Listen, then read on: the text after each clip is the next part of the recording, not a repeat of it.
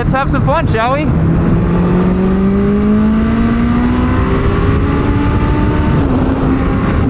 Woo-hoo-hoo! Like nothing's gonna touch you. Nothing can touch this thing. It's so fast. I think this guy wants to race or something. You really don't want this, my friend. You don't want this. We crossed the finish line, everybody. We did it.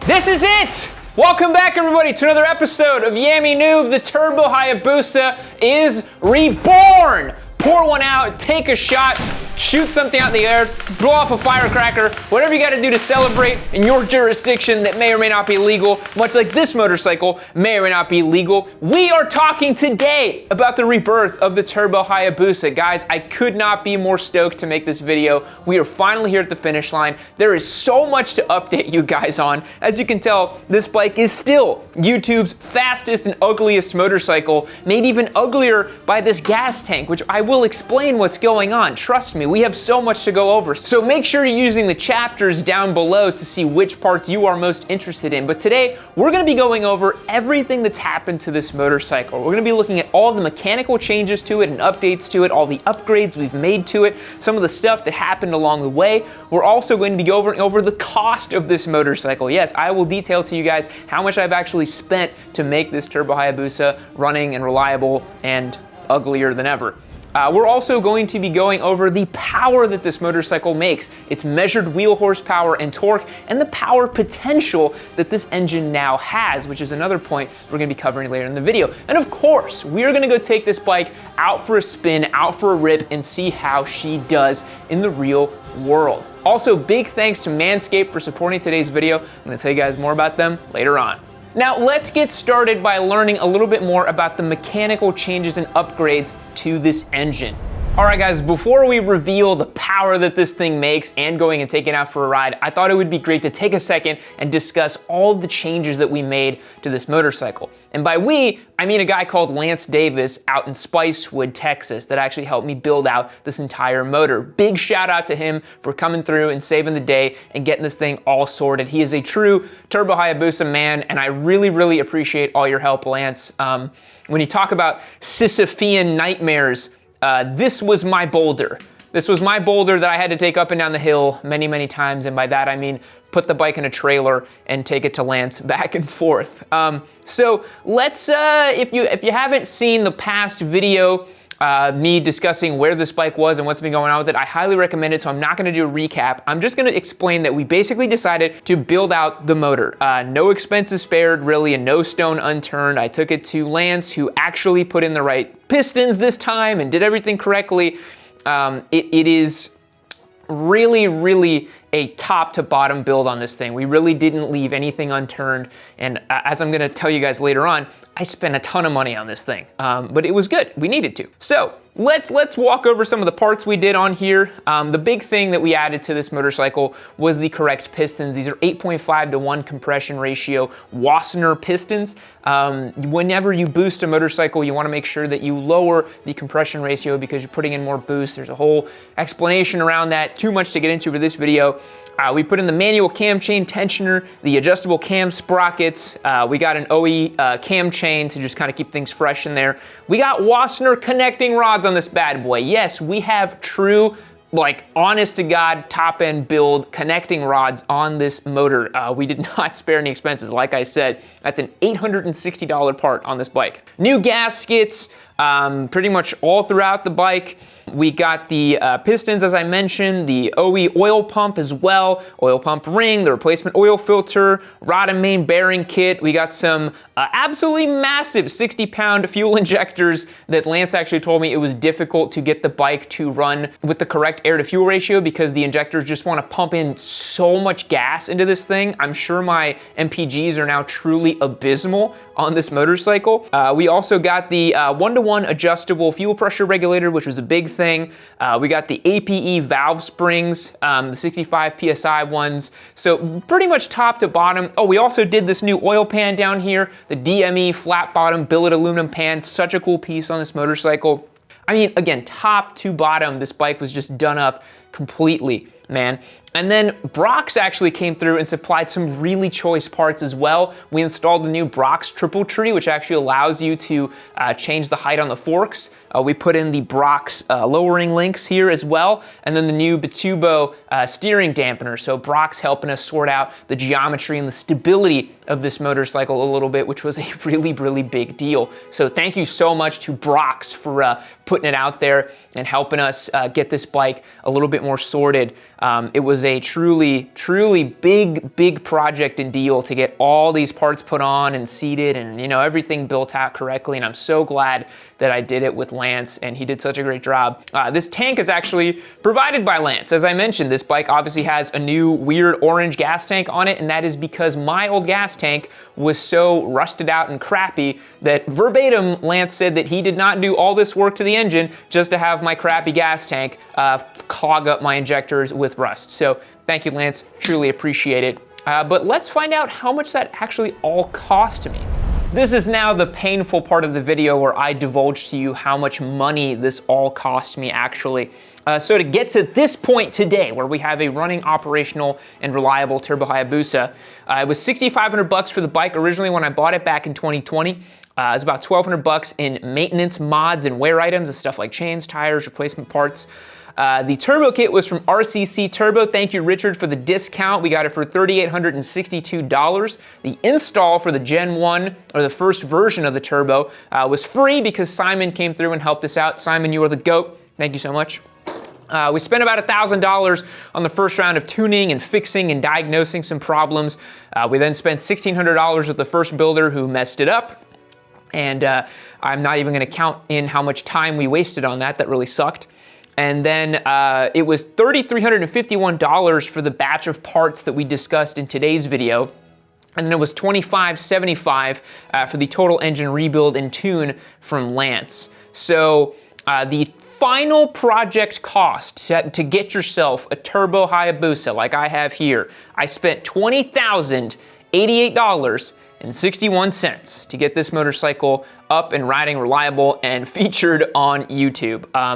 It took me 49 weeks from when we first put the turbo on to this point today where it's running correctly and well, which I'm gonna have a lot to say about that in the vlog. But turbo specific costs for this whole thing was $13,588.61. All things considered, not the worst thing in the world. It's cheaper than an H2, and it goes a little bit quicker than an H2 as well. Speaking of quick, how much power is it putting down now with all these changes? It might surprise you. All right, guys, so moment of truth. How much power does this thing actually put down at the tire? It's gotta be a lot more now, right? We have lower compression pistons, more boost running through that turbo, a fully built motor. What's it doing, right? Well, we have this bike right now doing 270 wheel horsepower and 152 foot-pounds of torque at the tire measured on a dyno. A lot of you might say, Yami, I cannot believe you went through all that trouble for just 270 at the wheel. However, there are very important considerations you must think of whenever you have this type of engine, this type of build, and this much power. First of all, 270 wheel horsepower is a lot of power. Guys, if you've never ridden something that fast, you have no right to talk about how it's not that much power. It's a crap ton of power. Also 152 foot-pounds of torque. Savage. The second thing is, this bike needed to run pump gas. This motor, Lance told me, can easily take 400 wheel horsepower. No problem. But you cannot get there on pump gas without causing a bunch of problems. If you run pump gas at a 93 octane with a bunch more boost, you're gonna run into detonation problems. You're not gonna have a reliable engine, and it's just not gonna work out very well. There's a lot of considerations when it comes into a motorcycle build like this that you can't simply just pump up the boost and run pump gas. You'd have to run something like E85 or C16 race gas and do different tunes to get it to that point. And so it kind of leaves the door open for me in the future, if I really want to. We can totally run C16 race gas on this thing, put more boost in it, and make that 400 wheel horsepower if we wanted to. Again, as you guys will see in the vlog, this thing is lightning fast as it is right now. I'm not super keen on giving it 400 wheel horsepower, but I know that as I get used to that much power, and it is a little bit addictive, you may want to experiment with race gas and what that much power could mean. So that's the type of power figures it's putting out right now. But before we take it out on the road, I want to give a quick shout out to Manscaped. All right, folks, clearly some of you haven't understood yet that you need to get yourself clean. So we're actually gonna do a demonstration here with our Manscaped products. Now listen, you start off in the shower, go for the shampoo, right? Go for right there, get yourself some shampoo, boom, work that in there nice and good. Work that in there. You get yourself the body wash, boom, body wash. You're looking so clean, you're looking so fresh. You gotta make sure to be nice and fresh and clean. Then finish it up with some hydration. Hydrate your body, feels so good. Yum, yum, yum, that feels nice. But you're gonna wanna make sure that you're protected for the whole day. Make sure you get some nice deodorant on there too. Deodorize your body. We're talking your balls. Your armpits. Hell, even the back of your neck. Who knows what you're gonna do with that deodorant? Finally, wrap it up with some lip balm. Just do nice and clean. Nice and clean. Make sure you don't got those grubby little lips. And then look at that. Beautiful. You're looking so fresh. You're looking so clean. Hit the link down below and get yourself 20% off automatically added to your order and free shipping on all these amazing new Manscaped products. Don't actually do that. It's not good.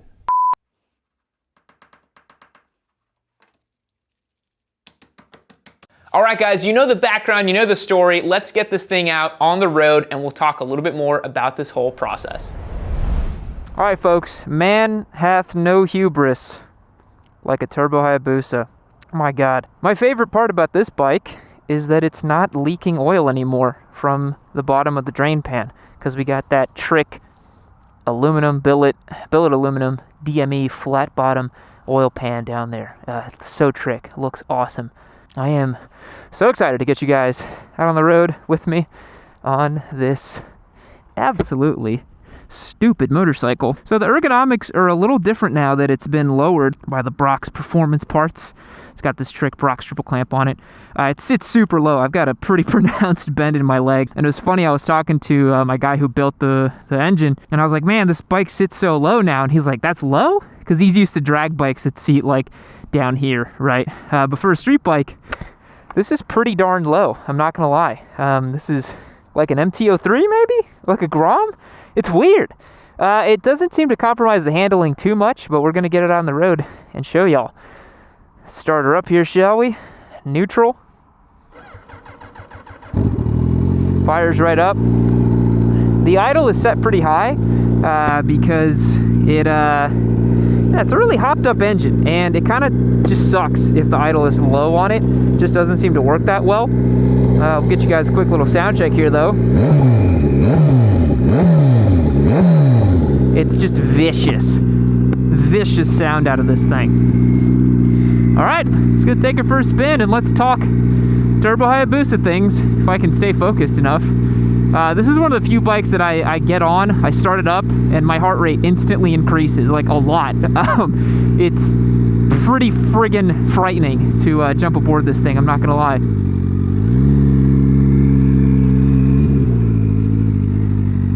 There's so much to say. I don't even know where to start. It's been so long since you guys have seen this bike in action on the channel. Months at this point. And for me, it's been 49 weeks since we started this project. Biggest change to this bike, beyond the geometry changes, is that set of pistons. It's made this character of the bike. It's got this absolute dual nature to it.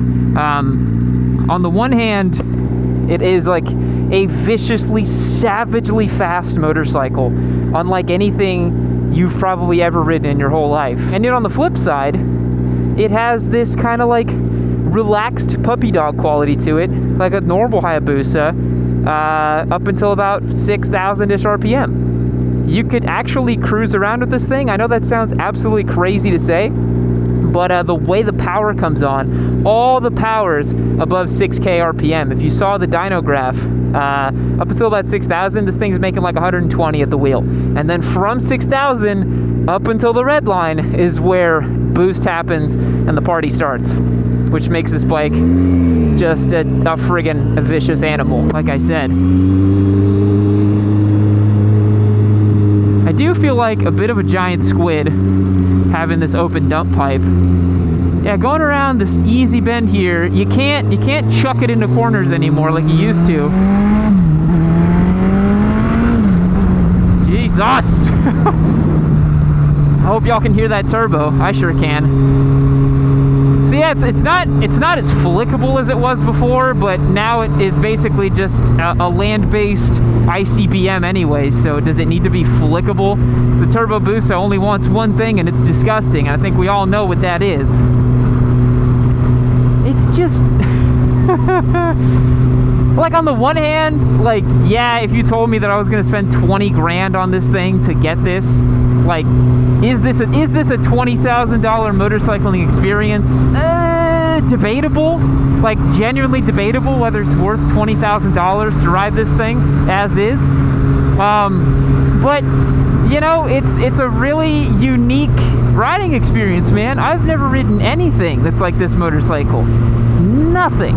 And the power delivery, oh my god, man. Like, nothing pulls like a Turbo Hayabusa that I've ridden. Maybe like a Flash Dates 2 or something like that. But it also has this just viciously raw quality about it that I mentioned in my very first vlog with it, that just gives it this otherworldly surge of power, and it's just this really incredible riding experience. We got a bit of runway here. Let's have some fun, shall we?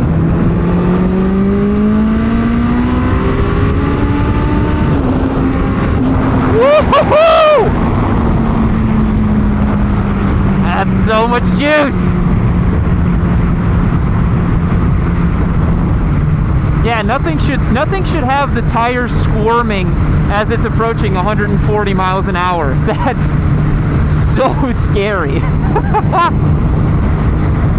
Boy, it's fast. But I can see you getting used to it. You know, now that we've got the geometry dialed in, it's a lot more stable than it was. It doesn't feel nearly as sketchy as it used to. All we did was just lower the bike a little bit and added a stronger steering damper, and that really helped the overall feel and sensation of this bike, to the point now where I think I would feel comfortable having, you know, 350 at the wheel and some race gas. It could handle it, you know. I don't know if my right wrist would be brave enough to unleash that amount of power, but I can definitely feel the bike could take it. This bike and this platform, as it sits right now, obviously when I put the fairings back on, I just got a little lazy today, guys. Cut me some slack. You know, it could totally take that kind of power, but man, right now, it's like nothing's gonna touch you. Nothing can touch this thing. It's so fast. Look it up. All right, we're in top gear right now, 6th gear.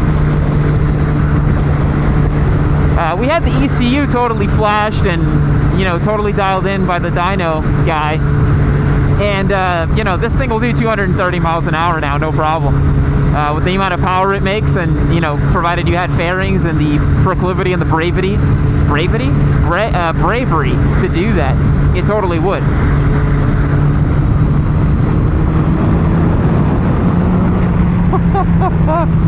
I love feeling boost.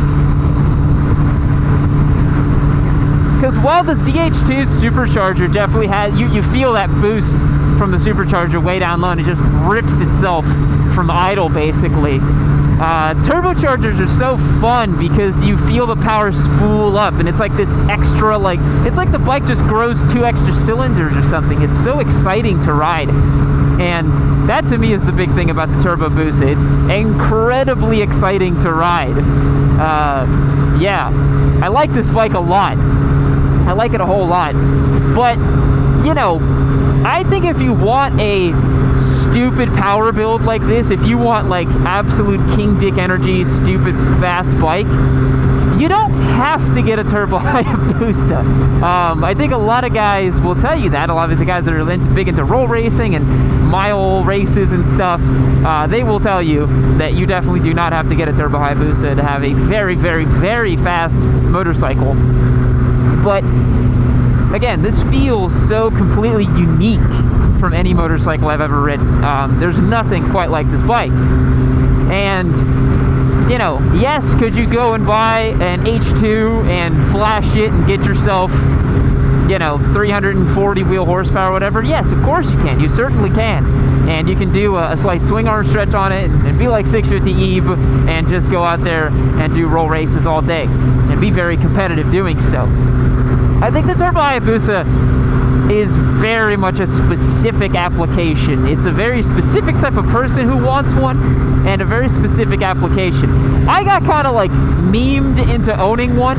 I never really wanted a Hayabusa in the first place. I grew to love my Hayabusa, and I never really wanted to turbo it. I just promised everybody that I would turbo it, and so I was a bit like stuck into it, you know. But now that I'm here, 49 weeks later after building this thing, do I regret it? No, of course not. It was an incredibly, you know, elucidating experience. I learned a whole lot doing it. You know, it was an experience that I don't think you could really get if you just got an H2 and flashed it. Would you have more fun just flashing an H2? Probably. It's a lot easier. You know, it's not hard to just get an H2 and flash it.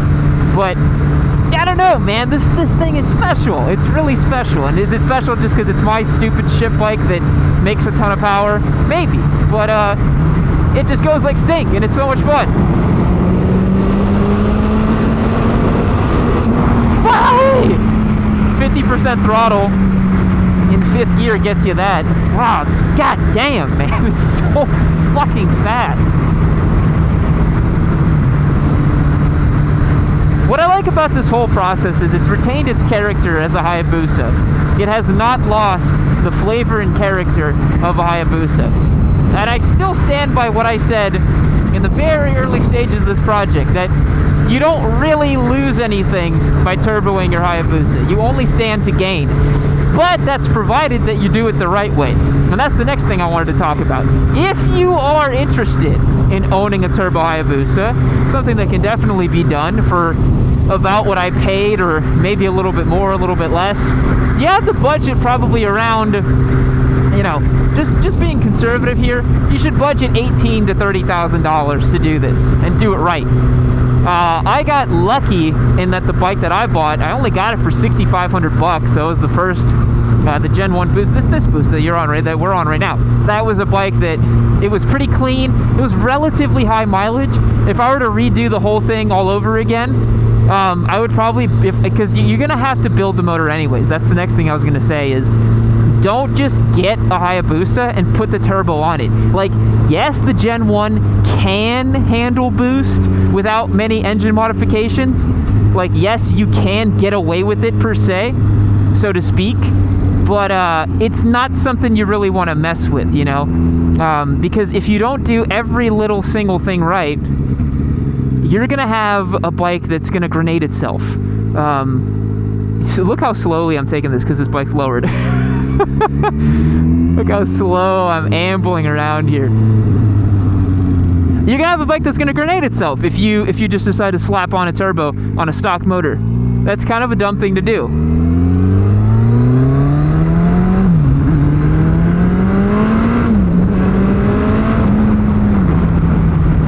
Jeez Louise, dude. So, knowing that you're gonna have to build the engine anyways, I think you should get a Gen 2 and then swap out all the internals and just do it the right way and completely build it up. It's not that expensive, relatively speaking, to do it the right way the first time, and you'll save yourself a lot of headaches down the road. That's something I didn't have the experience to understand, is that a Turbo Hayabusa on a Gen 1, if you don't build out the engine, is a very delicate process. The whole thing is delicate, you know? Anything can go wrong when you're boosting motors. It's a super, super delicate process. And that's what I would do if I were to do it all over again. I'd buy a clean, low mileage Gen 2 Busa, and I would just take it to a pro, drop it off, write the check for all the goodies, and just wait. And I would want to take it to a pro that can knock it out in a good amount of time. There's a lot of Turbo Hayabusa guys out there that are not fulfilling their orders and not fulfilling their bikes in on time. I'm not going to put any names out there, but not only my builder, who wasn't great to begin with, but there's reputable names on the internet that aren't doing that great of a job either. So, you know, you're looking at 3 to 6 months total time to build it out, probably 18 to 30,000, like I said, depending on how clean of a bike you get and how crazy you want to get with it. But a built-out motor with a good turbo from RCC or something like that, race gas, I mean, you can get the thing to make 400 wheel horsepower all day long, and you'll just absolutely waffle stomp anything, provided you're not a 300-pound guy or something like that. Or maybe you are because you want a Hayabusa, I don't know. But yeah, I mean, even if you've had a 450 horsepower build, a conservative build, you'll still wreck anything. You'll have an extraordinarily fast motorcycle, and it'll be special, it'll be unique, it'll be something you can tell people about, something fun that you can point to. And that's pretty cool. I like telling people about my Turbo Hayabusa. I like it that it's something different and unique. Yeah. So I don't know if I'm gonna take this thing to, like, a lot of people have told me, like, oh, take it to the drag strip or take it to the track. Well, I'm never taking it to the track. You can bet on that. I'm never going around a circuit with a friggin' Turbo Hayabusa, not the way this thing makes its power. No chance. I'll high side myself so fast it'll make my head spin. But I mean, I might take it to like a half-mile event if I mean, maybe. But I don't know. I like just enjoying it. I like just doing me. I've never really liked, you know, trying to like prove something to other people. I don't really have nothing to prove. This was a fun project that I embarked on, and I just want to enjoy it, and I want to take you guys along to enjoy it as well, because it's a really unique motorcycle that I feel like should be enjoyed. But yeah, check it out, guys. Turbo Hayabusa rolling and riding here on these Austin highways. What a special treat, you know? What a fun thing for this motorcycle to be doing. How great is this? So I think we can sneak in one more pull for you guys. How about that? How about one more pull, huh?